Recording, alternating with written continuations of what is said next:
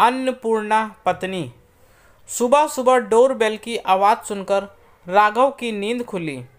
उठकर देखा तो बाहर सोसाइटी का रात वाला चौकीदार 2000 का नोट लिए खड़ा था और उसने राघव को नमस्कार करके पैसे मैडम को देने के लिए कहा। राघव हैरान था। पिछले 3 महीने से उसने घर में एक भी पैसा नहीं भेजा था। घर चलाने के लिए क्या नीता को एक चौकीदार तक से उधार लेना पड़ रहा है? राघव ने दिल्ली से जॉब छोड़कर एक बहुत बड़ी कंपनी में हैदराबाद में ज्वाइन किया था। उसका ख्याल था कि मार्च में बच्चों के पेपर ख़त्म होने के बाद वे रिजल्ट लेकर अपने बच्चों को भी वह हैदराबाद में ही ले जाएगा। जो सोसाइटी में उसका छोटा सा फ्लैट था उसे किराए पर दे देगा, तो लगभग उसी किराए में है। वह हैदराबाद में रह पाएगा। राघव को नीता का कोई भी काम करना पसंद भी नहीं था और नीता इतनी पढ़ी हुई भी नहीं थी कि कोई नौकरी कर सके। हाँ, उसे राघव का और बच्चों का ख्याल करना बखूबी आता था। टाइम पास करने के लिए उसने कॉलोनी में ही 2 किट्टी भी ज्वाइन कर रखी थी। राघव के दोस्त यह बताते थे कि भाभी जी जैसा बढ़िया खाना तो कोई बना ही नहीं सकता। खाना बनाने पर जो नीता भाभी नए नए एक्सपेरिमेंट करती हैं, उसके कारण नई नई डिश का बिगड़ा हुआ रूप उनकी पत्नियों द्वारा बनाने के कारण दोस्तों को भी खाने को मिलता था। शाम को सैर करते हुए जब पड़ोस में रहने वाले उसके बॉस परेश जी भी ऐसा कहते थे तो राघव का सिर गर्व से ऊंचा उठ जाता था। हैदराबाद में राघव के ज्वाइनिंग करने के बाद ही लॉकडाउन के कारण वह कंपनी बंद ही हो गई थी। अब ना तो राघव दिल्ली आ पा रहा था और ना ही उसके पास कोई काम था। जैसे तैसे करके उसने कुछ महीने गुजारे और अब जब ट्रेन से दिल्ली आने में सफल हुआ तो उसे 14 दिन क्वारंटाइन सेंटर में रहना पड़ा। इस बीच नीता ने हमेशा उसका हाल ही पूछा, अपने बारे में कभी कोई परेशानी नहीं बताई। बच्चे सो रहे थे और नीता रसोई में व्यस्त दिख रही थी।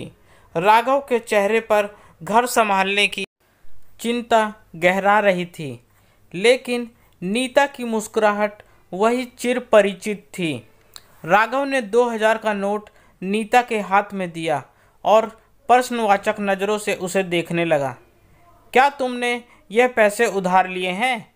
राघव के पूछने पर नीता हंसते हुए बोली, बिल्कुल नहीं।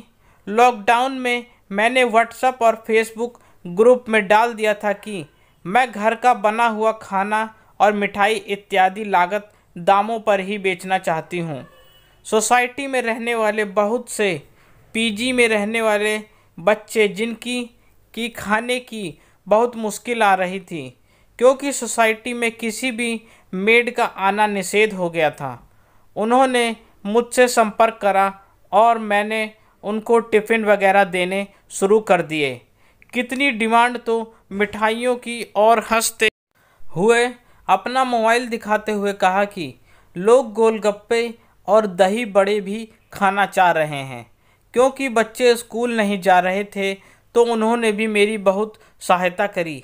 यह चौकीदार मेरे बनाए हुए खाने को सोसाइटी के घरों में पहुंचा देता है और क्योंकि यह भी घर नहीं जा पा रहा, इसलिए यह अपना खाना यहाँ ही खाता है।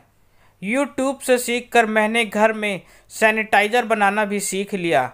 और उसने भरी हुई बाल्टी दिखाई और कहा, कितने लोग तो मेरे से सैनिटाइज़र भी खरीद रहे हैं।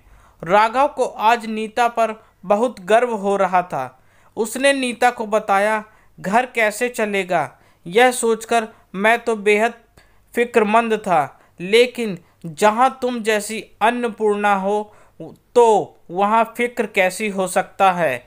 कुछ समय बाद जब कंपनी खुले तो मुझे हैदराबाद में फिर से बुला ले, नहीं तो मैं दिल्ली ही कोई और नौकरी ढूंढने की कोशिश करता हूँ।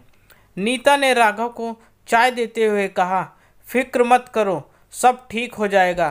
फ़िलहाल तो सिर्फ इतनी ज़रूरत है कि हर मुसीबत से निपटने के लिए हम चारों एकजुट और मजबूत हो जाएं। समय आता है और चला भी जाता है, फिर से वैसा ही समय आएगा। हाँ, तब तुम बिजनेस वूमेन ही रहोगी या कि हाउसवाइफ बनोगी। राघव ने चुटकी ली। तब तक दोनों बच्चे भी उठकर आ गए थे और राघव से चिपटकर इसके साथ ही बैठ गए थे।